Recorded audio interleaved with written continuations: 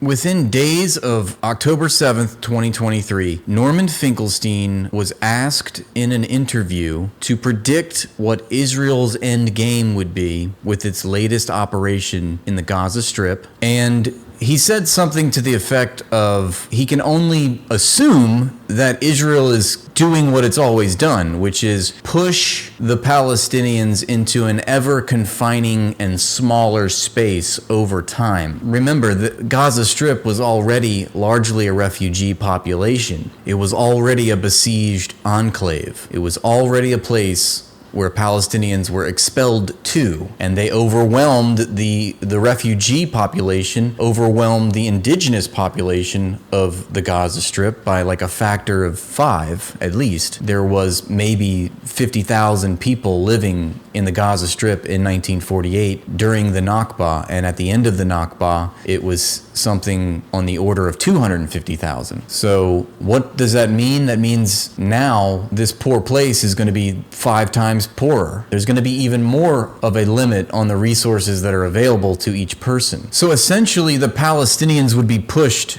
to the south of Gaza, and I'm quoting Norman Finkelstein, a security zone would be set up by the IDF in the north of Gaza, pushing the population that was in the north to the south, so now overwhelming the south part of Gaza. And here we are, not 2 years later, and that's exactly what's happened and happening. I don't know if you saw a recent headline that claimed Netanyahu said that 70% of the Gaza Strip is now controlled by the IDF, or at least that was the goal. It's gotten to such a degree, and I found this clip from Max Blumenthal earlier today. What Israel aims to do, as the Wall Street Journal reported, is to occupy 75% of the Gaza Strip. That's everything from the north, from like Jabalia, down to the Netzarim corridor in the center, past Deir al-Balah, and push as much of the population as possible towards Rafah in the south.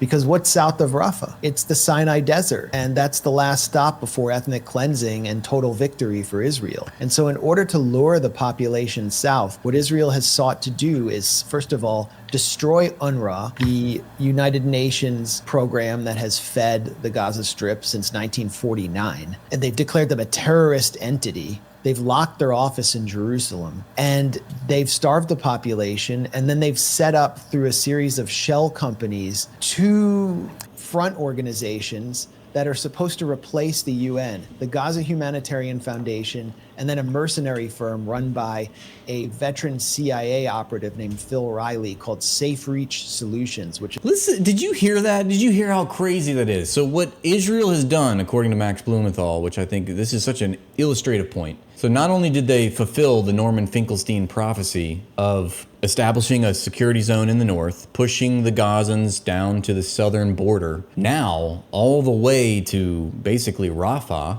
and they've controlled 75% of the Gaza Strip, or at least that's the goal. If they haven't gotten there, that's their imminent goal.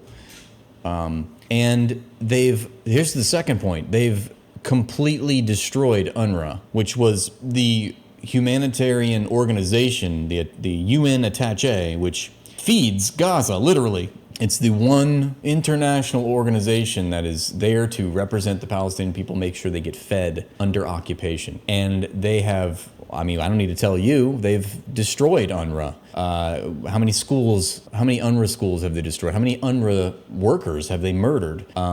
They've outlawed UNRWA. And like he said, you know, they've blocked the office in UNRWA in Jerusalem or something. They completely barred them. So they've labeled them a terrorist organization, says Max Blumenthal. Okay, and the second thing is they've now co-opted this Gaza humanitarian aid. But you know, they have full unilateral control here, and what they've done is actually hire mercenary groups, private military contractors, United States manufactured, by the way, United States homegrown private military contractors, and of course under these just ludicrous names, these ludicrous euphemisms. One's called Safe Reach Solutions, and it's headed by a guy named Phil Riley, which is what Max Blumenthal just said. How do they present themselves? We know what they are, but what's the little story that they tell? What's the tall tale that they weave? Planning, logistics, and vital aid in the world's most complex environments. Ah, yes. Whenever you hear this word, complex,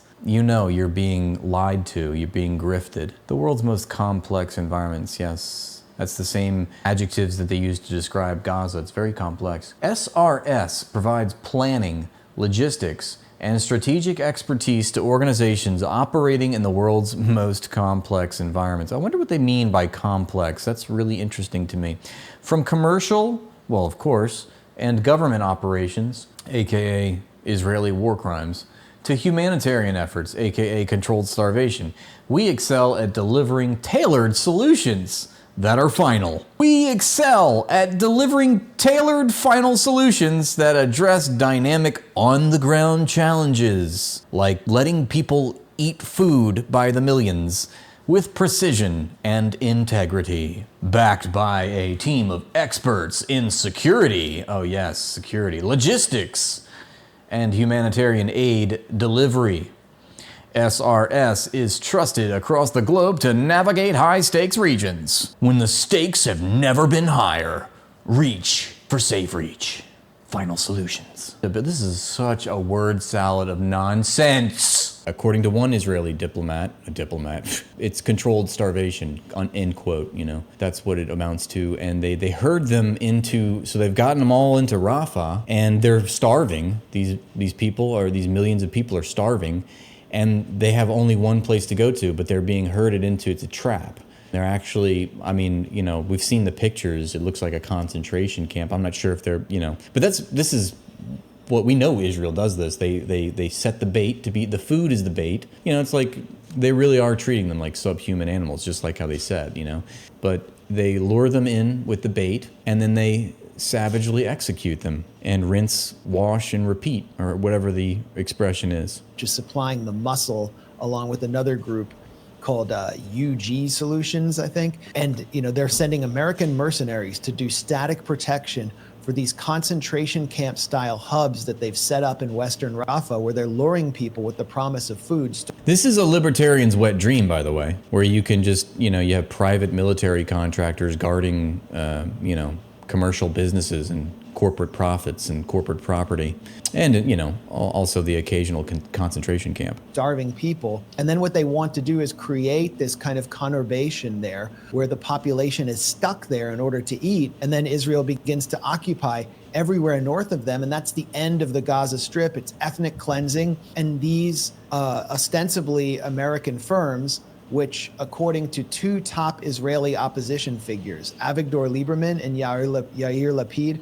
are being funded by the Mossad. The Washington Post has said there's a mystery $100 million donor. Israeli politicians are saying it's the Mossad. What these groups are doing is they're bringing Americans into the Gaza Strip to participate in the crime of the century: genocide, ethnic cleansing. That's right. The Flower Massacre comes to mind. I should have mentioned that. That's the sort of we all remember that, I'm sure, if you've been following the story. It happened, I want to say early last year, or it might have been late 2023. Yeah, this is absolutely terrifying. Using aid as the linchpin of Israel's sinister strategy.